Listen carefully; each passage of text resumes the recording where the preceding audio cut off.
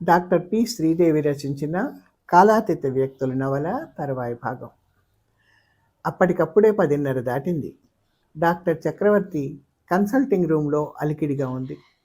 పేషెంట్ల హడావిడి అయిపోయాక బాతాకానికి వచ్చిన స్నేహితుల అలికిడది. విజిట్స్‌కి బయటికెళ్ళాలి. కానీ బాతాకాని రాయుళ్ళు వదిలేటట్టు లేరు. రాజకీయాల నుంచి రంపపొట్టు దాకా అన్ని సంగతులు దొర్లుతున్నాయి. సంభాషణలో చక్రవర్తి ఏమీ కలుగజేసుకోవడం లేదు. అతని మనస్సు ఎక్కడో దూర తీరాల్లో విహరిస్తోంది.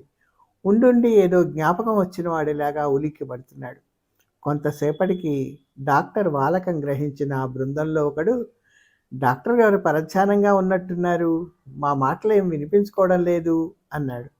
ఆ మాటలకి చక్రవర్తి తేరుకొని, అవునండి, ఏదో పరాగ్గా ఉన్నాను, ఇంక దేని గురించో ఆలోచిస్తున్నాను, మనస్సు కొంచెం చికాగ్గా ఉందన్నాడు.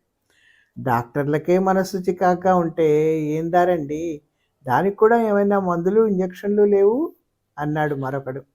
ఇంతలోకి వసుంధర లోపలికి ప్రవేశిస్తూ అంతమంది జనాన్ని చూసి జంకుగా గుమ్మం దగ్గరే నిలబడిపోయింది.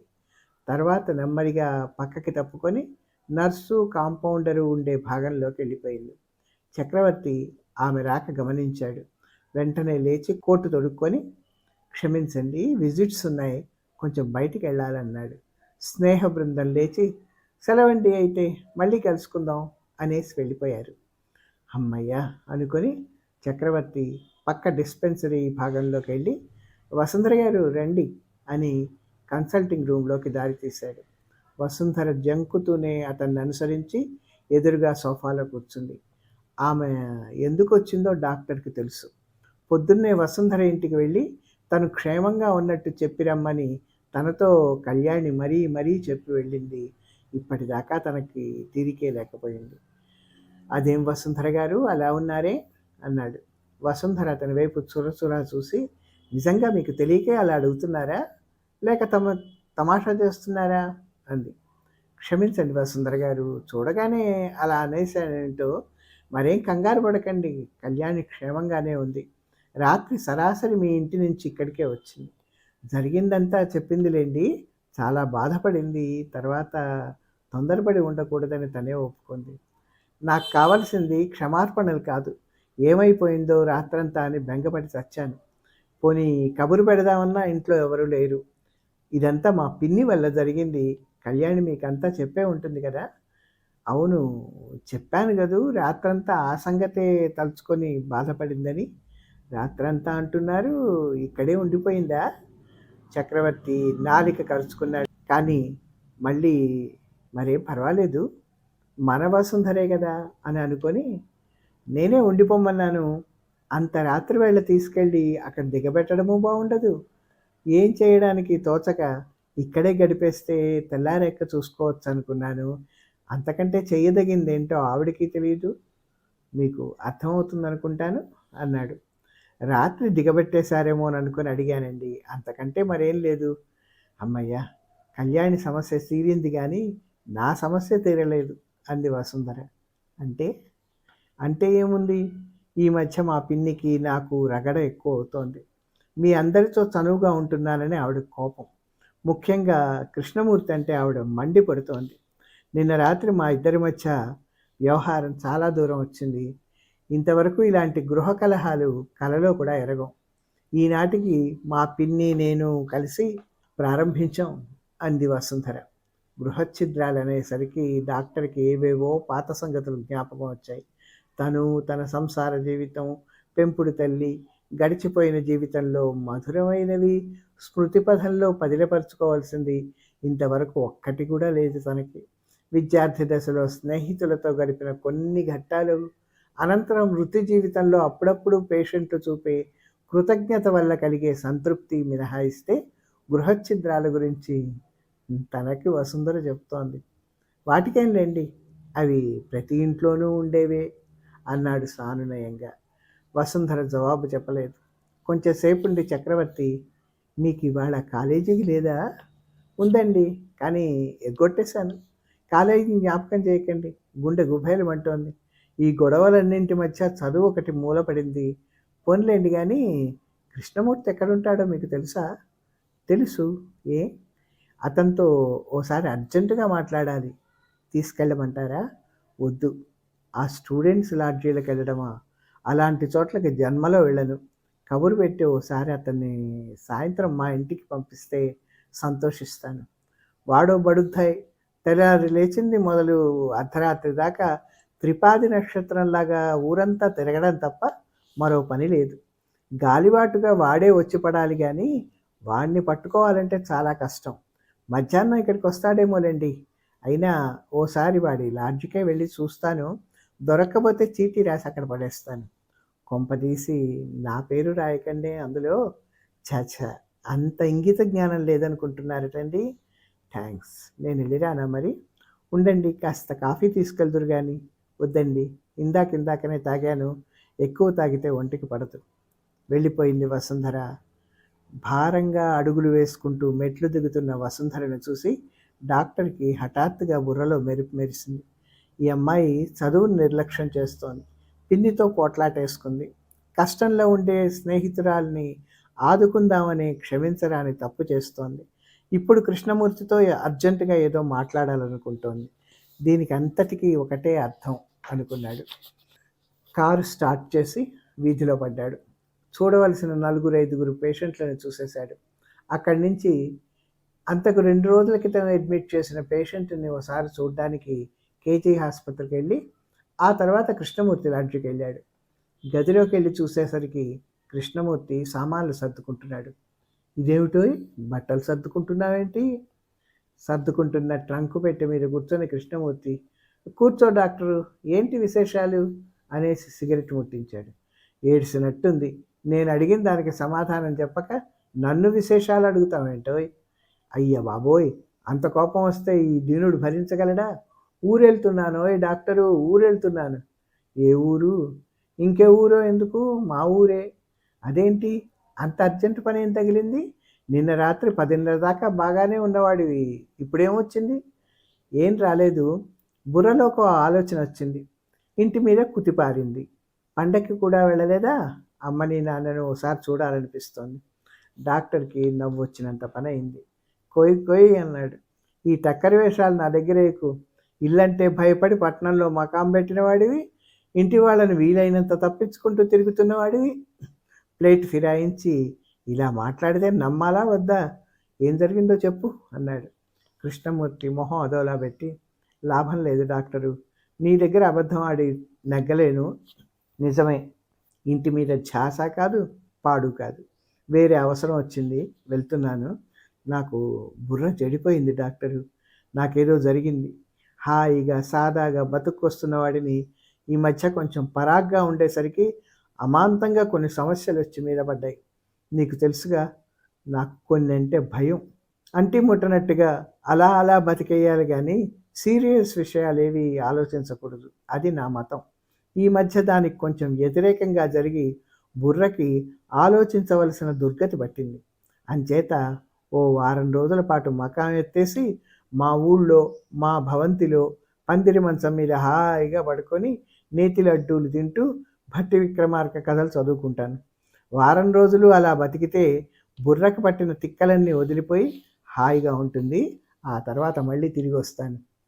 అదంతా వింటుంటే క్షణమాత్రం డాక్టర్ కనిపించింది, ఇతనికి మతిగాని పోలేదు కదా అని. మరుక్షణంలోనే మళ్ళీ అర్థమైంది, కాదు, కృష్ణమూర్తికి మతిపోలేదు. ఆ మాటకొస్తే ఎంతో ఆలోచించాకనే కృష్ణమూర్తి నిశ్చయానికి వచ్చే ఉండాలి. లీలగా డాక్టర్కి ఏదో అంతా అర్థమైపోయినట్టు అనిపించింది. అతనికి కృష్ణమూర్తి మీద ఒక్కసారిగా అభిమానం పెళ్ళుబికింది. ఎప్పుడు ప్రయాణం? మధ్యాహ్నం 2 గంటల బస్కి. ఓ, అయితే చాలా టైం ఉంది. ఓసారి మా ఇంటికి పోదాన్రా. వీల్లేదు డాక్టరు, ఇప్పటికి వదిలి, తిరిగి వచ్చాక కలుసుకుందాం. పిచ్చి వేషాలేక షర్ట్ వేసుకో, టైం వేస్ట్ చేయకు, త్వరగా లే. డాక్టర్ వైపు ధీరంగా చూశాడు కృష్ణమూర్తి. లాభం లేదు, డాక్టర్ వదిలేటట్టు లేడు. అయితే పద. ఉన్న 3 ప్రైవేట్లు ముగించి మధ్యాహ్నం 1 గంట అవుతోందనగా గదిలో కూర్చొని హోటల్ క్యారేజ్ తెరిచింది కళ్యాణి. హోటల్ భోజనం ఆమెకు ఎప్పుడూ అలవాటే. కానీ ఇవాళ ఎందుకో ఆ భోజనం చూస్తేనే వెగటుగా తెలిసింది. తల దిమ్ము, నిల్చుంటే కాళ్ళ వణుకు. టీచర్ అమ్మ పాఠం ఆ రోజు పిల్లలు ఎవ్వరికీ నచ్చలేదు. పాఠం చెప్తుంటే ఆ సంగతి కళ్యాణికే అర్థమైంది. అందుకే ప్రతి చోట గబగబా ముగించేసింది. భారంగా కంచం ముందు కూర్చుంది కళ్యాణి. గుండెల్లో పెద్ద నాపరాయి. ఉండుండి దాని మీద సుత్తెలతో ఎవరో బాదుతున్నారు. కడుపులో అంతకంటే పెద్ద రాయి. ఒక్క మెతుకు కూడా నోటికెళ్ళడం లేదు. కళ్యాణమ్మా! గుమ్మం దగ్గర పిలుపు. ఎవరది? ఇంటాయన. ఏం బాబాయ్ గారు అంది. అన్నానికి కూర్చున్నావా? తినమ్మా, తర్వాత వస్తానులే. పర్వాలేదు బాబాయ్ గారు, మనలో మనకేంటి చెప్పండి. "ఆ, ఏం లేదు, రాత్రి మీ స్నేహితురాలింటికి వెళ్ళావటగా?" తుళ్ళిపడింది కళ్యాణి. మరేనండి అంది. పొద్దున్న మీ పిన్ని చెప్పిందిలే, నేను గమనించనే లేదు. రాకపోకలుంటేనే కదా స్నేహాలు. పాపం ఆ అమ్మాయి ఎంత మంచిది కాకపోతే నిన్నలా ఆదరిస్తుంది. ఉంటారు ధర్మాత్ములు. చిన్నేమిటి, పెద్దేమిటి, ధర్మబుద్ధి ఉండాలి కానీ రాను రాను అలాంటి వాళ్ళు లోకంలో కరువైపోతున్నారమ్మా. పాడుకాలం చిన్నలకి పెద్దలకి నీతి నశించింది. అవునండి అంది కళ్యాణి ముక్తసరిగా వంచిన తల ఎత్తకుండానే. నువ్వు సరేనన్నావా? మా పాపారాయుణ్ణి అడిగాను. అడగడమేమిటి, చేస్తే కానీ వీల్లేదన్నాను. పాపారాయుడు ఎవరు? కళ్యాణికేమీ అర్థం కాలేదు. అతని వైపు వెర్రిగా చూసింది. ముందు సనిగాడనుకో, తర్వాత సరే అన్నాడు. ఎల్లుండి నిన్నోసారి తీసుకురమ్మన్నాడు సర్టిఫికేట్లు అవి తీసుకొని. అలాగే, దానికేం కష్టం. అవసరమైతే ఒకసారి కాదు 10 సార్లు వస్తాం కానీ పని జరగాలన్నాను. ఎల్లుండి మధ్యాహ్నం నీకు వీలుంటుందా? ఏంటి ఈ ముసలాయన ఎంతున్నది? నెమ్మదిగా, బహు నెమ్మదిగా బుర్రలో యంత్రం తిరిగి జవాబు వెలిగించింది. టెలిఫోన్ ఆపరేటర్ సంగతి. అమ్మయ్యా, తనకు అర్థం కావడానికి ఎంతసేపు పట్టింది. తప్పకుండా వెళదాం బాబాయ్ గారు, దయచేసి ఆ కాస్త ఉపకారం చేసి పెట్టండి, మీ మేలు మర్చిపోను. ఇందులో ఉపకారం ఏముందమ్మా, పరాయి వాళ్ళకి చేస్తున్నామా ఏంటి? ముసలాయనికి బంధుప్రేమ చాలా ఎక్కువ. అందరూ అలాగే ఉండాలి అని ఆయన సిద్ధాంతం. ఇంతలో పిన్ని గారు వచ్చి గుమ్మం దగ్గర నిలబడి, ఏంటి అమ్మాయికి ఏం చెప్తున్నారు అంది. "ఆ, పాపారాయుడు లేడటే కనకయ్య కొడుకు. ఇప్పుడంటే చాలా పెద్దవాడైపోయాడు కానీ ఆ కనకయ్యను 3 సార్లు అడిగాను. అతన్ని నేను 3 సార్లు ఆపదలో ఆదుకున్నాను కూడా. మీదంతా సోదే. అసలు సంగతి ఏంటో చెప్పండి." "ఆ, అదేనే, అమ్మాయికి టెలిఫోన్ ఆపరేటర్ ఉద్యోగం ఇస్తానంటాడా ఇవ్వనంటాడా, ఆ సంగతి చెప్పండి." బాగుంది నీ ప్రశ్న. వాడి బాధలేవో వాడు చెప్పాడు. ఏదో ట్రైనింగ్ అంటాడు, టెంపరరీ అంటాడు, సెలక్షన్ అంటాడు. అదేంటో సరిగ్గా నాకు బోధపడలేదు. అదంతా నాకు తెలీదు. అమ్మాయికి నువ్వు ఉద్యోగం వేయించక తప్పదు అన్నాడు. వేయిస్తాడులే, నా మాట కాదనలేడు. ఆ ధోరణిలోనే దంపతులిద్దరూ కాసేపులో లోకాభిరామాయణం మొదలెట్టారు. తీవ్రమైన నిర్వేదంలో పడి కొట్టుకుంటున్న కళ్యాణికి ఉద్యోగం అనేసరికి దృష్టి మళ్ళింది. నిజంగా తనకు ఆ ఉద్యోగం దొరుకుతుందా? దొరికితే తను ఏ నిర్ణయానికి రావాలి? ఉదయం నుంచి బుర్రలో అన్ని సమస్యలే. వాటి వేడికి మెదడులో పొగలు రేగుతున్నాయి. కానీ జవాబులు మాత్రం దొరకడం లేదు. ఏ జరిగింది తనకి? అలసిపోయావమ్మాయి, అన్నం తిని కాసేపు నడుము వాల్చు అనేసి ఇంటి ఆవిడ లోపలికి వెళ్ళిపోయింది. ఇంటి ఆయన కూడా ఆవిడని అనుసరించాడు. అవును, నిజంగానే అలసిపోయింది తను. ఉదయం తెల్లవారుతుండగానే రిక్షా ఎక్కి ఇంటికి వచ్చింది. చాలా రోజుల తర్వాత మళ్ళీ రిక్షా. గుమ్మం దగ్గర దిగంగానే నవనాడుల్లోనూ ఏదో నీరసం ప్రవేశించింది. పరిచితమైన వీధి, పరిచితమైన ఇల్లు, అయినా అన్నీ కొత్తగా కనబడ్డాయి. తనకు తానే కొత్తగా కనిపించింది. త్వరగా రిక్షావాడికి డబ్బులు ఇచ్చేసి గదిలోకి పోయి పరుపు మీద చేరబడిపోయింది. ఊరు తెల్లారకుండా వచ్చేసావేంటమ్మాయి, కాస్త పొద్దెక్కాక రాలేకపోయావా అంది పిన్నిగారు పలకరిస్తూ. త్వరగా తెమలాలి కదా పిన్నిగారు, అదీగాక నిద్రమోహంతో వచ్చినప్పుడు వేకువతో వచ్చేయడమే మంచిది కదా అన్న తర్వాత తన సమయస్ఫూర్తికి తనకే ఆశ్చర్యం వేసింది. భయం వేసినంత పని అయింది. గడిచిన రాత్రి ఒక్కసారిగా మనోనేత్రం ముందు గిరగిరా తిరిగింది. నిన్న తన పుట్టినరోజు దినం. అందుకే ఆ విధంగా గడిచిందా? వసుంధర పిన్నిగారు ఆ మాటలు అనకపోతే ఎంత బాగుండిపోను. అదేం మాట, ఆవిడకి ఏదో తోచింది. ఆవిడ అన్నది, నిన్న తనకు అసలు గుమ్మం కదలకుండా ఉండాల్సింది.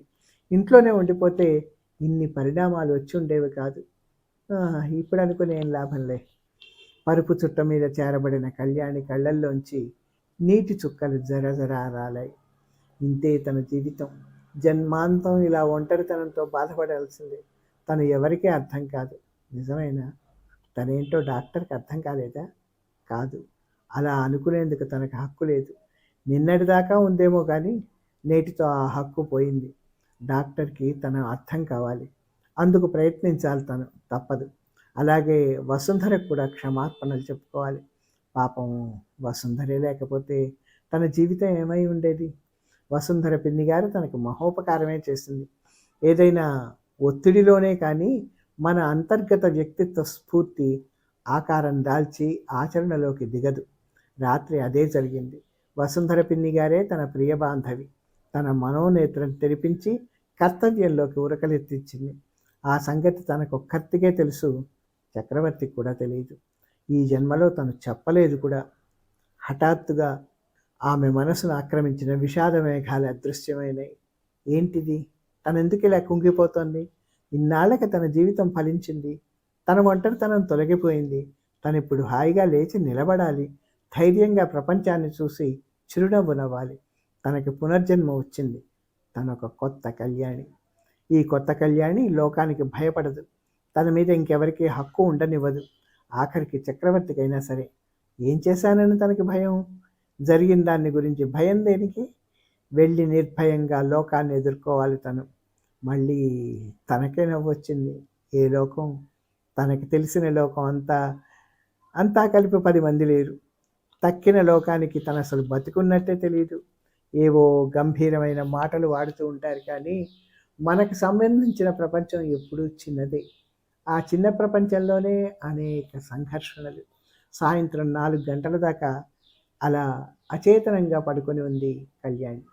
ఆమె పదిలంగా హృదయంలో మోసుకుంటున్న రహస్యాలు ఆమెకే బరువు అనిపించాయి.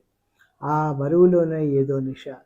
చేతివాచి అప్రయత్నంగా చూసుకొని అమ్మయ్యో చాలా టైం అయింది అనుకొని గబగబా లేచి మొహం కడుక్కుంది. వెళ్ళబోయేసరికి కాఫీ గ్లాస్తో పిన్నిగారు ఎదురైంది. ప్రతిరోజు మీకు ఈ శ్రమ దేనికి పిన్నిగారు అంటే పిన్నిగారు దానికి సమాధానం చెప్పక ఎక్కడికైనా బయలుదేరుతున్నావా అమ్మాయి అంది. అవునండి, చెప్పడానికి మీ దగ్గరికి వద్దాం అనుకుంటుంటే మీరే వచ్చారు. సాయంత్రం కొంచెం పనుందండి, మా వసుంధర దగ్గరికి వెళ్ళాలి. చీకటి పడకముందే వచ్చేస్తాలేండి అంది. వెళ్ళిరా అమ్మా, ఎందుకు దానికి భయం? దానికే అంది. పిన్నిగారు చక్కా పోయింది. అరగంటలో తయారై కళ్యాణి బయలుదేరింది. వీధిలో పడి నడక ప్రారంభించింది. కళ్యాణి నడుస్తున్నప్పుడు అడుగు భద్రంగా వేస్తుంది. రిక్షా ఎక్కాలా నడవాలా? చిన్న పర్సులో డబ్బులు చూసుకుంది. పర్వాలేదు, చిల్లర డబ్బులున్నాయి. ఆమెకెందుకో ఇవాళ మనుషుల మధ్య నడవాలని లేదు. జనానికి దూరంగా ఏకాంతంగా ఉండాలనిపించింది. తన హృదయంలో ఏవో దివ్య పరిమళాలు వెల్లివిరుస్తున్నాయి. ఆ సంగతి ఎవరికీ తెలియకూడదు. పరీక్షణంలో బెంగతో గుండె బరువెక్కిపోతోంది. ఈ సంగతి కూడా ఎవరికీ తెలియనివ్వకూడదు. 5ంటికల్లా ఎలాగోలాగో డాక్టర్ ఇంటికి చేరుకుంటే అదే చాలు. సందు చివర రిక్షా ఎక్కి మెయిన్ రోడ్లో పడింది. రిక్షావాడు 10 వారాలు తొక్కాడో లేదో ఆమె గుండె ఆగిపోయినంత పనైంది. ఎదురుగా సరాసరి తనకు ఎదురుగా ప్రకాశం నడిచొస్తున్నాడు. ఏం చేయాలి ఇప్పుడు? ధైర్యం చిక్కబట్టుకొని రిక్షా పోయిన అబ్బాయి, పనుంది అంది. రిక్షావాడు జోరు హెచ్చించాడు కానీ లాభం లేకపోయింది. రిక్షాకి అడ్డంగా వచ్చిన ప్రకాశం ఆపమని సైగ చేశాడు. రిక్షా రోడ్డు వారగా ఆగింది. కళ్యాణికి ఎక్కడలేని భయము ఉంచుకొచ్చాయి. అటూ ఇటూ చూసింది, తెలిసిన వాళ్ళు ఎవరైనా ఉన్నారేమో అని. ప్రకాశమే ముందు పలకరించాడు. ఏం కళ్యాణి, బాగున్నావా అంటూ. కళ్యాణి మాట్లాడలేదు. ఆమె గుండెల్లో భయం పోయింది. భయం బదులు అసహ్యం ప్రవేశించింది. అతనికెందుకు భయపడాలి తను అనుకుంది. ఇలా ఎక్కడికి వెళ్తున్నావు కళ్యాణి?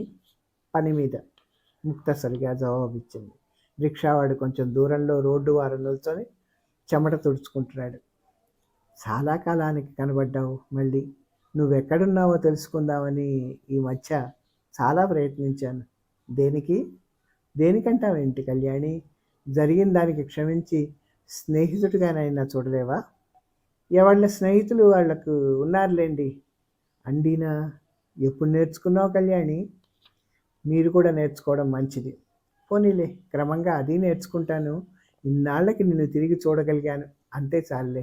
పోనీ జరిగిందేమిటో చెప్పుకొని క్షమించమని నిన్ను అడగడానికైనా అవకాశం ఇవ్వవా? నడి రోడ్డు మీద ఈ సంభాషణ ఏం బాగలేదు. దయచేసి నన్ను పోనీండి. ఇప్పుడప్పుడే మీతో ఏం మాట్లాడలేను. కొంతకాలం పోయాక చూద్దాం. ఇంక మీరెళ్ళండి. ఇక్కడికి దగ్గరే మా ఇల్లు. మా అమ్మని కూడా తీసుకొచ్చేశాను. మంచిదే. ఒక్కసారి మా ఇంటికి రాలేవా? అనవసరం అనేసి రిక్షావాడిని రమ్మని గట్టిగా కేకేసి రిక్షా పోనివ్వమంది. ఇక్కడికి ఆపుతాం.